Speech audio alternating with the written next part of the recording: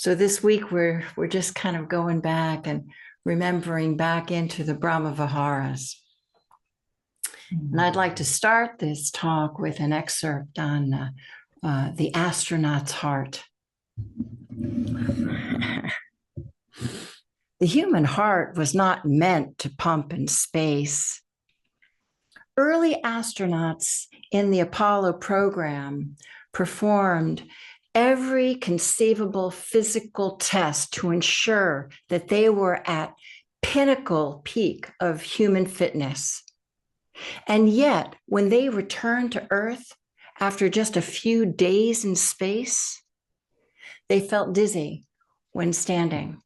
And tests showed that each beat of their heart pumped less blood than it had before the mission.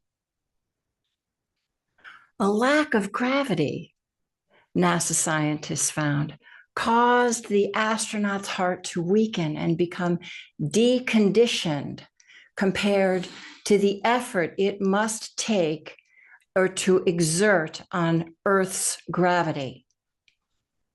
In particular, the muscular pump loses the high-end performance reserve that lets it kick into high gear during a crisis. When the astronauts' muscles were screaming for more oxygen and rich blood, it wasn't able to get it. So, in other words, the human heart, like any muscle, needs to be challenged enough in order to stay in shape. The heart, heck, the whole body needs some resistance, a certain amount of stress, of pushback in order to stay healthy. The heart stays toned or tuned as if it were an instrument. And we learn how to play its 4 basic chords: friendliness, compassion, joy or gladness, and equanimity. And we learn to play often enough so that we can come to know their unique sounds and the ranges that they all have, and also how they harmonize together. Now, luckily for us, we were born human because, as the Buddha suggested, being born human on planet Earth gives us the ideal conditions in which to grow our hearts. And first and foremost, it gives us gravity, which gives the heart enough stress to stay in shape, stay toned. The second is that here on planet Earth, it gives us a healthy mix of joy and sorrow, which is necessary to stimulate the heart to be moved, to feel, to resonate.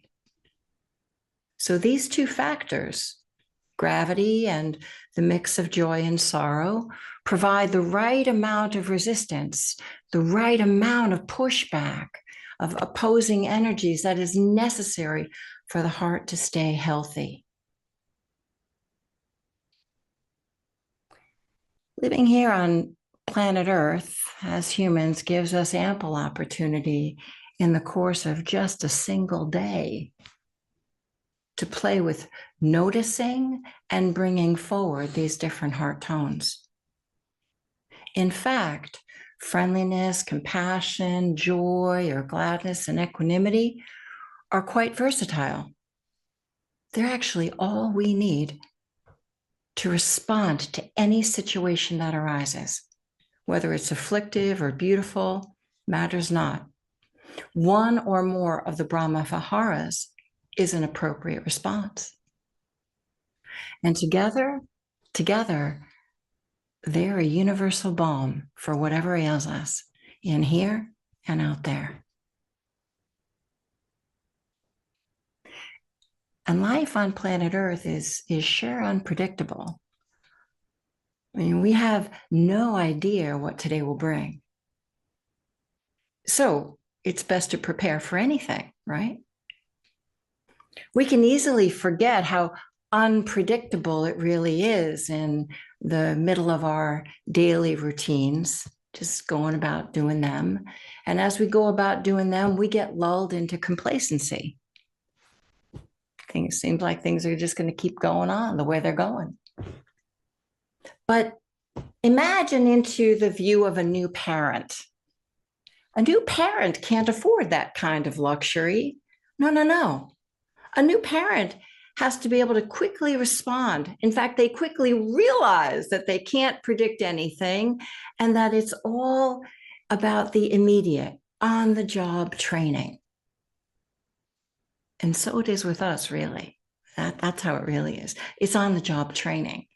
It's immediate. It's improvisational. Training our hearts is not a linear path. So you want to expect detours and wobbles. No problem. No problem. We learn as we go. We make mistakes and missteps, and we make the necessary course corrections to restore balance. We make many course corrections all day long. We learn to wake up in the middle of an unpleasant moment with, for example, an angry or unhappy cashier, and quickly decide whether to angrily respond or keep our cool and not add another log of stress onto that little fire. Now that resistance, that simple act of resistance is an act of kindness for you and for them. This is growing the muscle of metta, of kindness and friendliness, right there. We learn in an instant when a driver suddenly cuts us off and we wake up into our hearts pounding with fear and fear running through the veins. And quickly we slow down, like almost immediately we slow down to avoid hitting them.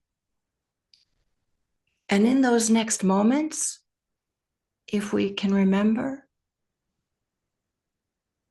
we train the heart to either create more trouble by muttering unkind things in our head, or to wisely respond to our activation by grounding and breathing and helping the organism to recalibrate because it just got shocked. And when we do that, when we are responsive to what it feels like inside and we begin to recalibrate, well, we entrain compassion and equanimity. Compassion in the way in which we're caring for ourselves, and equanimity in accommodating for the car and not retaliating.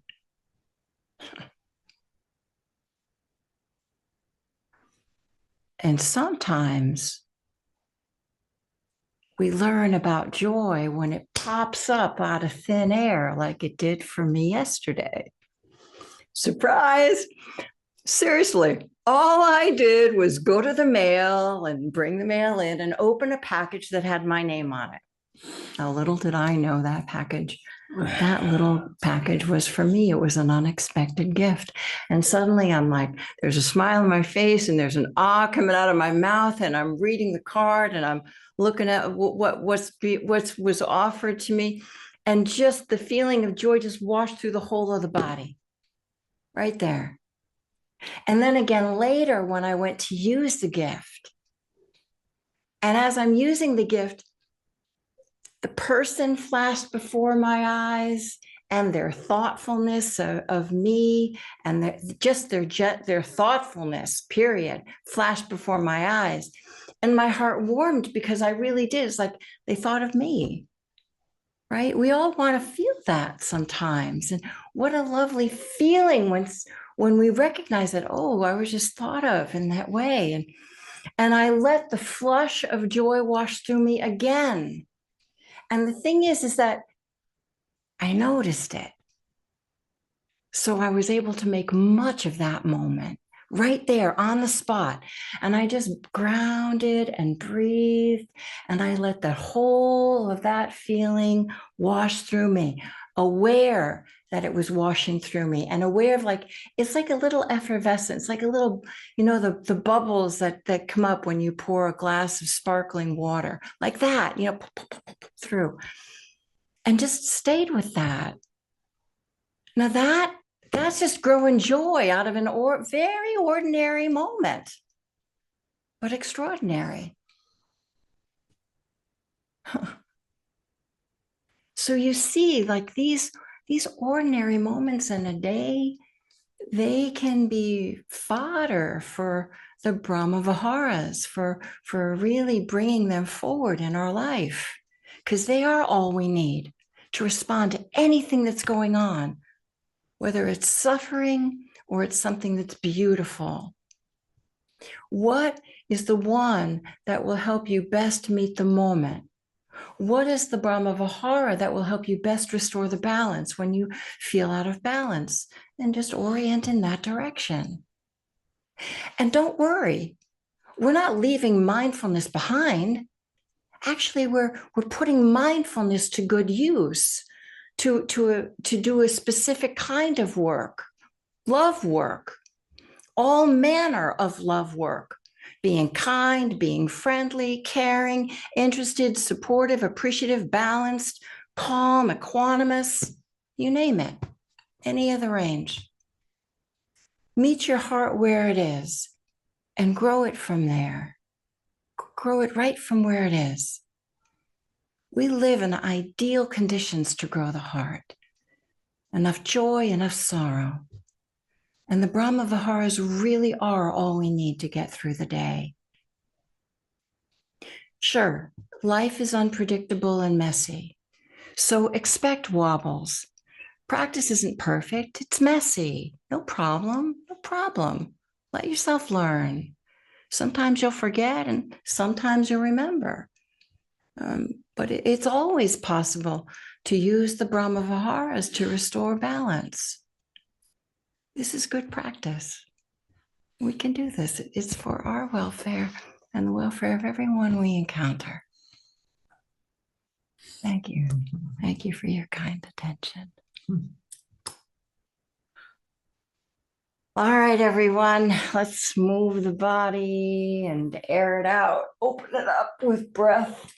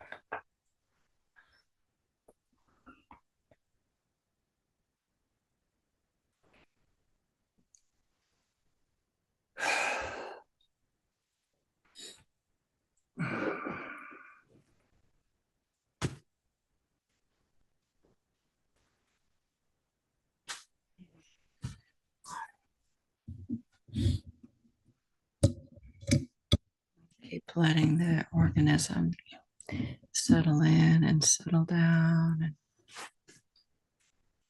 feel more comfortable.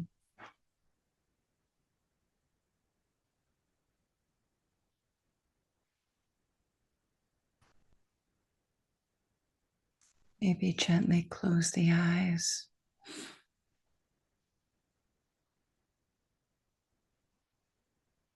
Come on inside.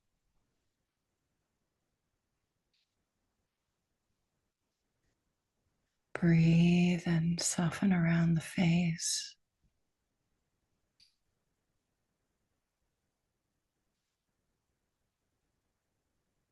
Around the neck and the shoulders.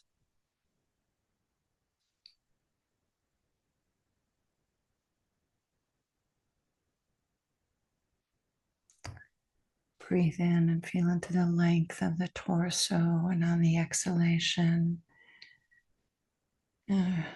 Soften, widen, and settle all the way down through and around the body into the base, onto the ground.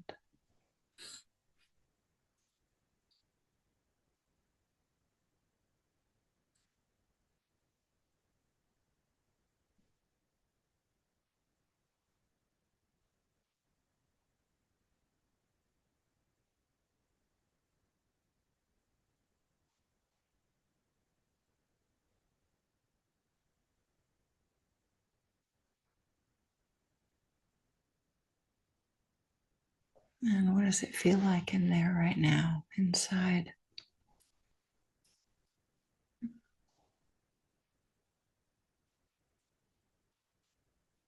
What is needed to help the heart to feel a little kinder, gentler, more tender?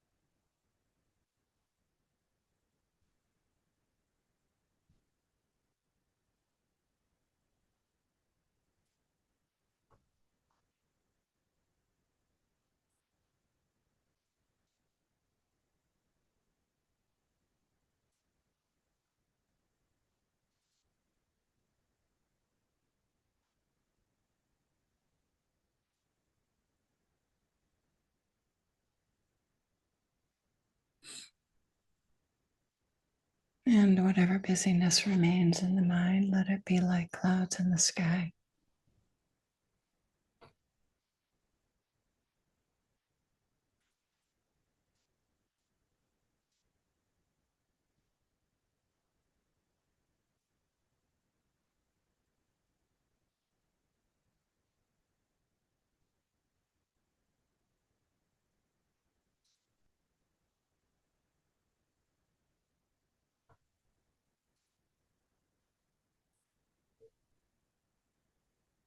And let's see if we can create the conditions to keep letting go of stress and opening into ease, and then breathing and appreciating that ease that's available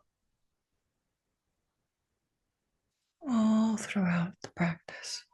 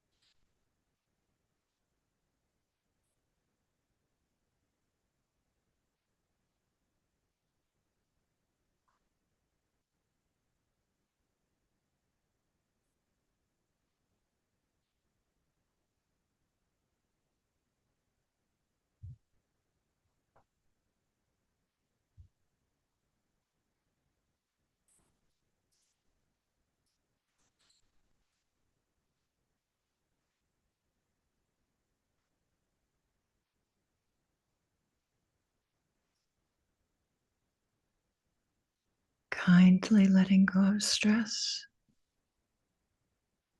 and making much of the ease that arises.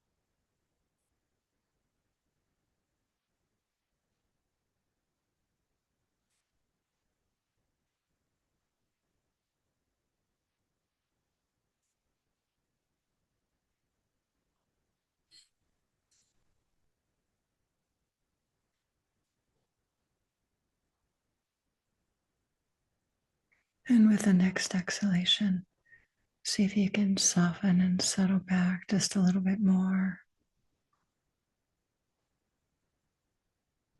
And breathe with whatever comfort and ease is there.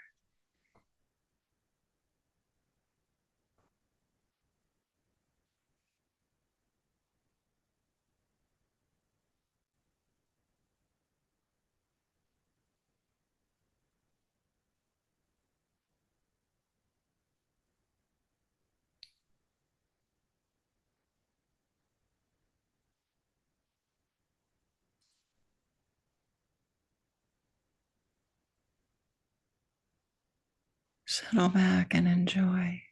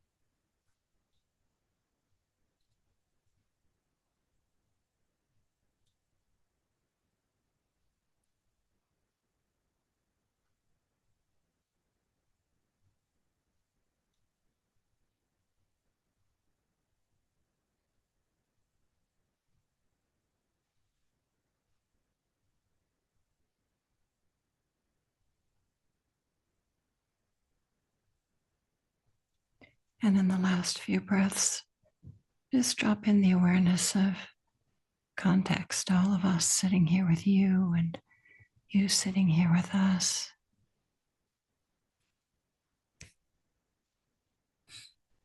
Each of us just settling back in our own experience and having the space to do that.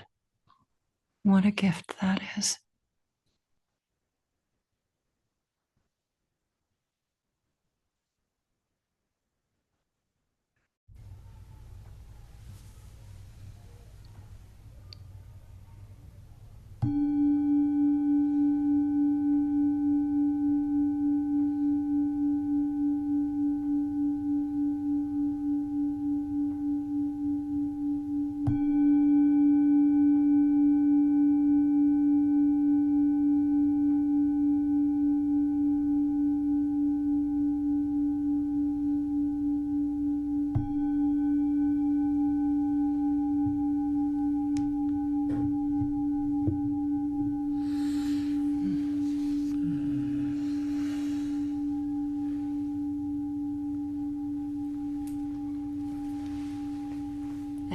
for your practice.